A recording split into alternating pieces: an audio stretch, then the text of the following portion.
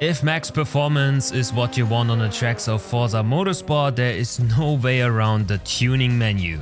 Because let's face it, the default setups for all cars in this game are garbage. Which is why we go over all the different settings, learn what they do, and pick up one or two tricks I've already learned in this early phase after release, how we can extract more performance out of your car. And with that, welcome back to Overtake.gg. My name is Champion Joe, and this is your first stop in setting up your car right, the upgrade and tuning menu. Because before we can hop into the finer details of car setups, we have to understand that most cars in Forza Motorsport are actually not built for the track, but rather are street cars, which means they don't have the car parts to fine-tune the car's driving behavior per default, unless we install some new ones. So with most of the cars you need to grind some levels first to then install the needed parts in the upgrade shop for car points. Yeah, I know, a drag, but that doesn't apply to race cars, as they come with all those necessary parts already installed, like Forza GT cars or the ones from the touring car section, which are being used in the online spec series. And of course there's the option to download community setups. You can go over to the setup manager and find tunes from other players, which might be super good, but also might be really bad. So why trust others that might have a completely different driving style than you have? Let's rather set up the car on our own. Alright, and to do that we go over to the tuning section, which you can also find in races and in free practice, but we are now in the main menu under upgrade and tune, and then we go to tuning, and from there we can set up basically everything around the car. And we start with the first setting, and that is the tires. As a European, this is an BAR for me. For our American friends out there, this will be PSI. So what does the tire pressure actually change in the car's driving behavior when we adjust it? Higher tire pressures usually lead to a more nimbler feel, a car that is more reactive and quicker in turn in. However, it may reduce the overall grip of the tire and make it less forgiving on especially bumpy terrain. If you're lowering the tire pressure, for example now here on the rear axle, this will overall give you more grip, yes, and maybe even a smoother ride, but it also might lead to overheating and excessive tire wear, especially in longer races. And also the turn-in might get compromised when you go too low on the fronts. Best thing to do is to use the telemetry menu while driving. To activate it, you'll need the quick action buttons assigned to 4 buttons on your wheel, or you can use the D-pad on a controller. While driving, press down and then the left or right buttons to scroll through the different slides. And this is the one we need right now. Here you can see the temperatures and pressures, and you can have a look whether they stay in the desired range after a few laps, as the pressures of course will rise a bit with warming tires. What you want on street tires is no more than, let's say, 80 degrees. Sport tires can get a bit warmer up until 95 degrees, and race tires can even get hotter up to 105 degrees of Celsius. Now we check the pressures, and we want to make sure that they're in a range between 2.2 to 2.35 bar or 32 to 33 psi, which is a lot when you compare it to other racing games, but this seems to be the best operating window in Forza. Overall, let me tell you, I did a lot of research on this video and also a lot of testing, and I found really good resource material online, which I will link for you in the video description. But take everything with a grain of salt. This is a week-old video game, so definitely take the knowledge of this video and test stuff for yourself. Alright, next up is the gearing. Here you can set up your maximum speed and your acceleration in changing the length of the gears. You can adjust the gears all on their own or the final drive. Changing the final drive can significantly alter your car's top speed. A higher final drive ratio will lead to better acceleration but less top speed, and vice versa. Finding the right balance here highly depends on the track. Find the fastest spot on track and see which gear you're currently using and how fast you're going. Set up the final drive so that you will reach your maximum speed in your highest gear and still have some room left before you hit the limiter. That will come in handy when you are behind another car on the straight and gain that little bit of extra speed in the slipstream. Like this, your acceleration will always be the best it can, and you will never hit the rev limiter, wasting any performance. Also make sure to hit that like button, subscribe and ring the bell so you won't miss on any performance on your YouTube game. This can come in handy as well. But back to the gearing, you can also, as I already said, fine-tune the individual gears, which can also be something quite important when you, for example, drive a car with a lot of power on the rear axle and your first 3 gears are very short and you have to shift a lot to get the power down.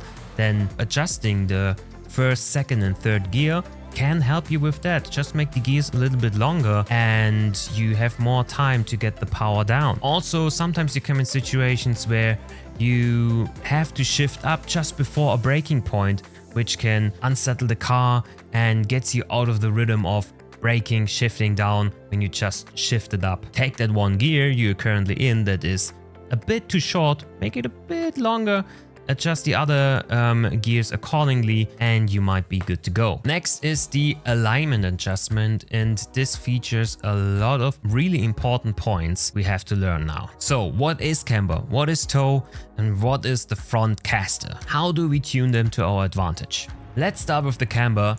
That refers to the angle at which the wheels are tilted in relation to the vertical axis when viewed from the front or rear of the vehicle. Negative camber, so tilting the top of the tires inward, increases the contact patch of the tire while cornering, improving grip during turns. In a left-hander, the weight shifts to the right tires, which gets them a better contact patch with the road with some negative camber. But how much negative camber is the right amount? How do we know? This really depends on the corner speed and the track surface as a whole. However, excessive negative camber also reduces straight line stability, will give you less grip and leads to uneven tire wear. So as always, balance is the key here. Luckily for us, we can use the telemetry tool again, which shows the temperatures for the outside, middle and inside of your tire. In comparison to other games, what we want in Forza Motorsport is an even spread of temps out of every turn, or almost even at least. Make also sure to steer not too abruptly, as this can distort your findings. So set your camber somewhere between, let's say 2 and 1 and just do a couple of laps. See how the temperatures react. Are the 3 numbers relatively even after leaving a corner? If your answer is yes, you found the sweet spot. If the inside is too hot, lower the negative camber. If the outside is hotter than the inside, we need more. And just keep in mind that Forza is not really super realistic in that regard. Usually on a GT3 car, you would go for a camber maybe like 3, maybe even higher, or like 2.8, 2.7. But in Forza, we really want to stay between 2 and 1, and that is for the front axle as well as the rear axle. But hey, again, test for yourself, just feel the difference in grip, go into the extreme, try it out and then come back and go between -2 and -1. Positive camber, on the other hand, is something we really never want in race cars, maybe in drift cars, but not in racing, so I wouldn't advise to ever go positive, and not on the front and not on the rear. Next is the toe, and that refers to the angle at which the front and rear wheels are pointed. Inward, that's called toe in, or outward, toe out, when viewed from above. Toe settings affect a car's stability and its responsiveness. Toe in provides better straight line stability, but will make the car want to turn less, and toe out might better you turn in, but give you less stability. My tip here is to go 0-0 in the beginning, set up the rest, and if you still feel like there's a little bit of more turn-in to have and a little bit of oversteer to get rid of, you would go 0.1 toe out on the front and minus 0.1 toe in at the rear, and that's all we need, really. Caster is the angle at which the steering axis, so your whole suspension, tilts backwards or forward when viewed from the side. Caster primarily affects steering feel and the self-centering. More positive caster, so where the steering axis tilts backwards, enhances straight line stability and helps the steering wheel to return to center faster. It also increases the lean on the tire when the vehicle is cornering. So the only downside really is that your steering will get stiffer and it will increase your camber angle. So what we want is a high positive caster angle, just like the default 5.0. And I would say everything between 5 and 6 is a good place to be, because it would be better to even go to 7, but that will increase your camber on the tires again, which will lose your grip in this game, because a camber of -3 is way too much. So also here, fine-tune this to your liking. But as I said, between 5 and 6 is a good spot to be in. Next we have a look at the suspension settings, and there we will have a look at the anti-roll bars, at the springs and the damping. They all work hand in hand and all play a key role in a car's driving characteristics. To set up the 3 of them, I would advise to start with the springs. Then we go over to the dampers, and at last we'll have a look at the anti-roll bars, which are your most powerful tool of all. So let's start with the springs, which are surprisingly easy to set up in Forza. Adjusting the spring rate influences how a car responds to bumps and weight transfer. Stiffer springs provide less body roll during cornering, resulting in improved stability and quicker response to steering inputs. However, a very stiff setup can make the ride harsh, reducing traction on uneven surfaces. Softer springs offer a smoother ride and better traction on bumpy roads, but can lead to excessive body roll, affecting cornering performance. Usually, a softer spring is what we want from a racing car, because it almost has no downsides to it, just gives you grip. Yeah, there is some more body roll, but sometimes that's a good thing depending on your driving style. The only thing we have to make sure of is that the car is not bottoming out, so that the spring never fully compresses and hits the bump stop at the end. So we head to the track again, select this screen in the telemetry UI and go for 1 or 2 laps. You can see your spring rate here and this white bar that shows how far the spring is being compressed. This can also be seen in the offset, and our job is it to make sure that this number never reaches 1, because then we bottom out. Afterwards we head back into the setup menu, we lower the spring rate and then go back on track again and check whether we are still not bottoming out. In that way we will have the spring as soft as possible and also make sure that we never bottom out. You should also keep in mind how heavy and especially where the weight of the car sits. A front engine car has more weight at the front and might need stiffer springs at the front end as a result. Same goes for the Porsche at the rear, for example. And we could also raise the car off the ground with the ride height, which would lead to us having softer springs and still never hit the bottom, which is a good thing in theory. But there's a kicker with ride height. This will reduce our aerodynamics, this will reduce our straight line speed and the overall stability of the car. So lower is better. We could go higher on the rear to add some rake, which will lead to more downforce, but I have the feeling this is not really a thing in Forza, so going as low as possible, if you don't bottom out, is the way to go. Next are the dampers, which are sadly nothing we can nerd around with in Motec like we would in ACC, for example. And they're actually pretty easy to set up in Forza as well. Damping, including the bump stiffness and the rebound stiffness, control how quickly the suspension can react to bumps and weight transfers. So the spring is the travel distance and the damper decides how fast the spring can compress and decompress. Adjusting the damping can improve ride comfort and control over various road conditions. Softer damping settings allow for more suspension movement, which can be beneficial for comfort, but may affect the handling precision, and stiffer damping settings reduce body motion but may lead to a harsher ride. Usually our damping settings should match our spring setup. So in Forza this is really easy to do. Just have a look again at the springs and where your sliders are at, then go back to the damping and set them roughly to the same spot. This is more or less working pretty nicely.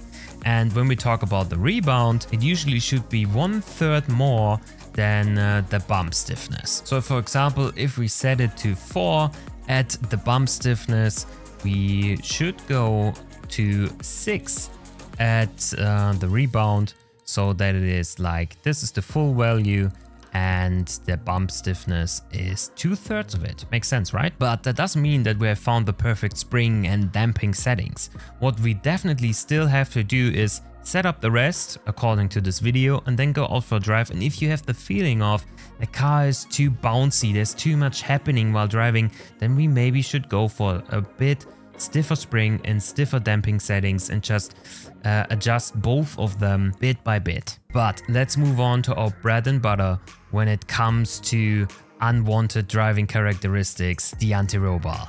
They connect the left and the right side of the suspension and influence how the car resists body roll during cornering. This is your all-purpose answer when it comes to mechanical grip. So how much grip the tires can load mid-corner. A softer front roll bar can reduce understeer, while a softer rear roll bar can reduce oversteer. The softer roll bars allow the car to lean more into a turn and will put more load on the outside tire and will lead to more mid-corner grip. The downside to this is the performance in slower corners. A soft front roll bar will need more time to react and will introduce understeer on corner entry. And a stiff rear roll bar will make the back end of the car turn in quicker as well, which can give you the right amount of slip angle to take corners faster. Too much though and your car will spin faster than you can say anti-roll bar 3 times. Anti-roll bar, anti-roll bar, anti-roll bar, barrier. And setting up the roll bars is highly subjective, to be honest. I think you will need to find your own groove here. I personally really love soft roll bars, so if I would have to set up this car, I would go for like a setup like this, with a really soft front and a little bit stiffer rear, so it still rotates into the turns.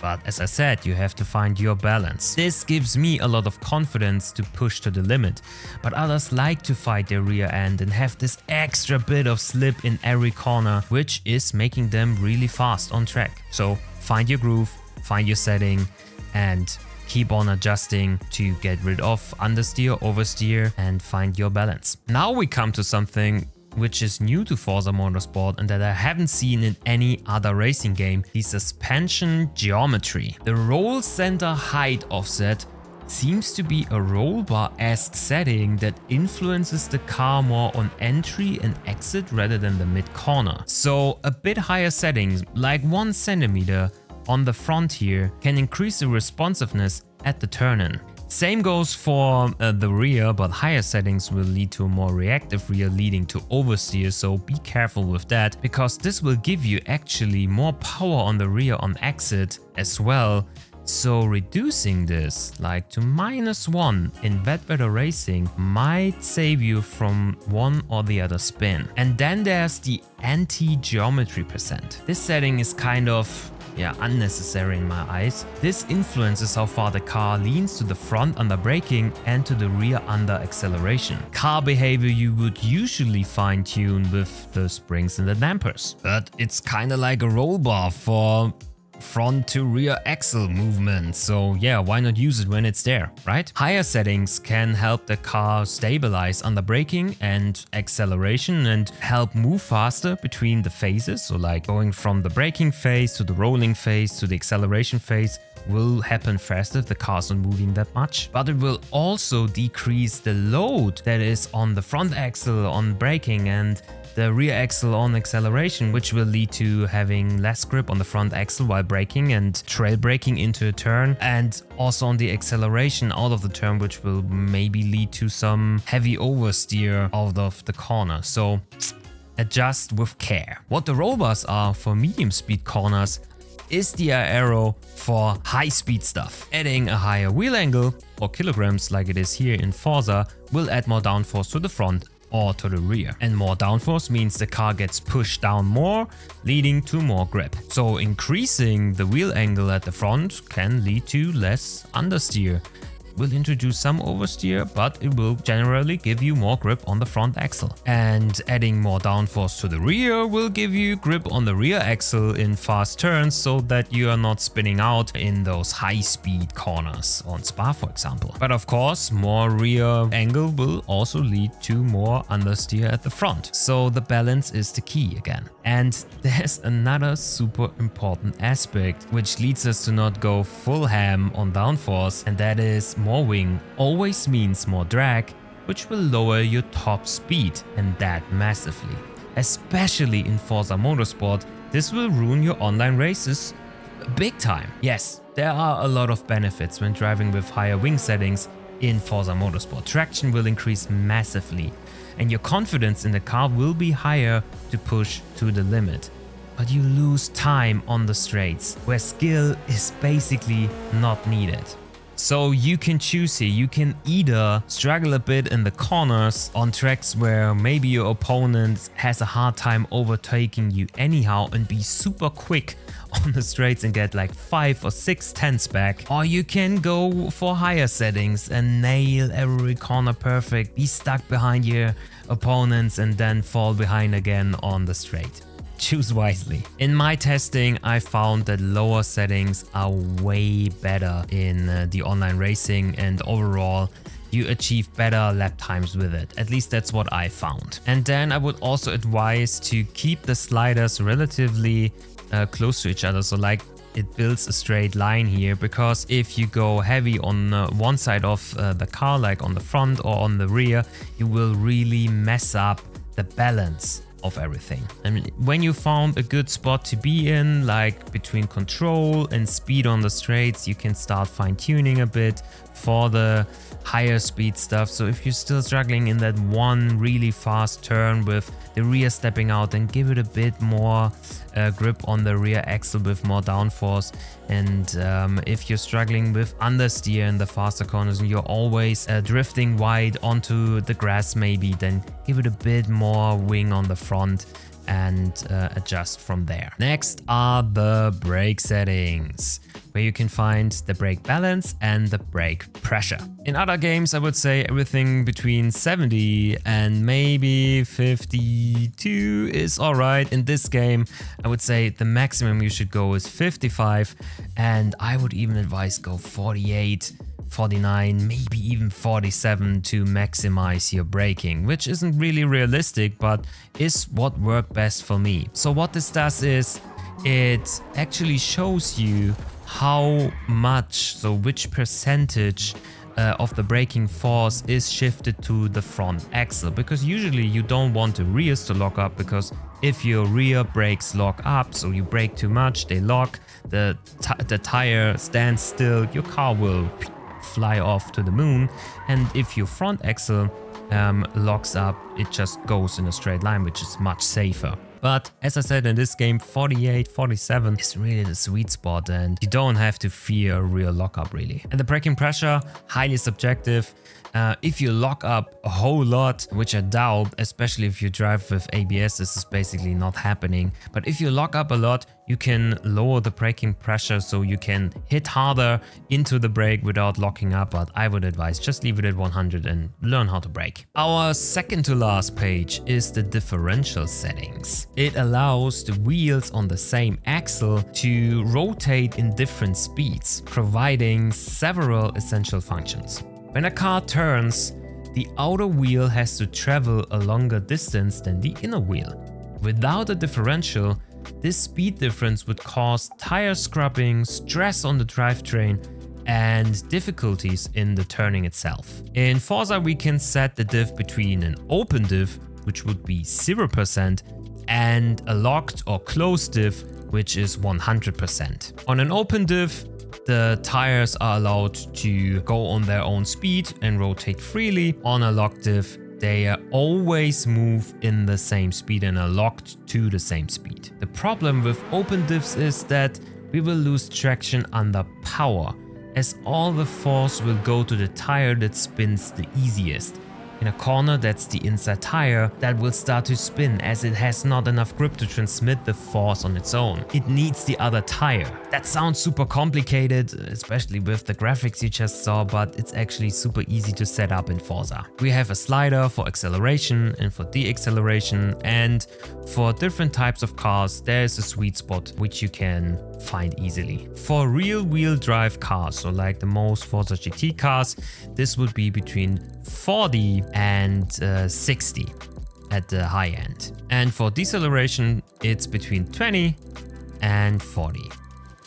And if you notice some oversteer on acceleration out of a turn, just lower the acceleration by 1 or 2%, maybe 5%, go to 55 and try again. And if you have oversteer on corner entry, lower the deceleration, as I said, between 40 and 20, just go 5% here and try again. On front wheel drive cars, this is a bit different because all of the power is on the front axle and you have to adjust it here in the diff settings, of course. So if you're driving a TCR car, your perfect range for the acceleration is between 20 and 30, and for the deceleration you go between 0 and 10. And you can increase the acceleration to get rid of understeer at the exit, because a front wheel drive car will straighten up on power. And if you have understeer on turn-in, you can lower the deceleration. Lastly, we have the wheel settings, which are super subjective once more. You basically only need the force feedback scale.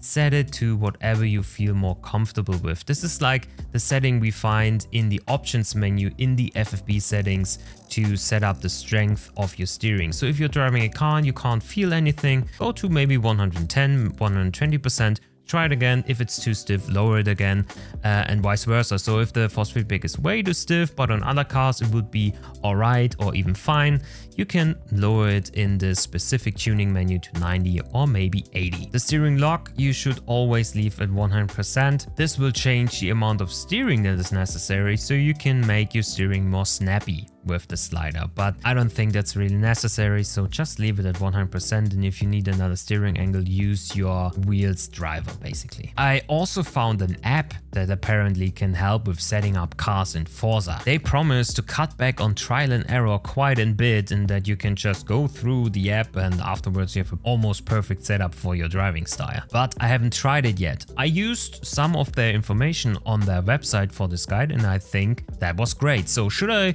check out this app in another video? Let me know in the comments down below. And if you still need some FFB slider settings, you can check out mine here in this video. But that's it from me today. Thank you so much for tuning in and see you next time around. Cheers!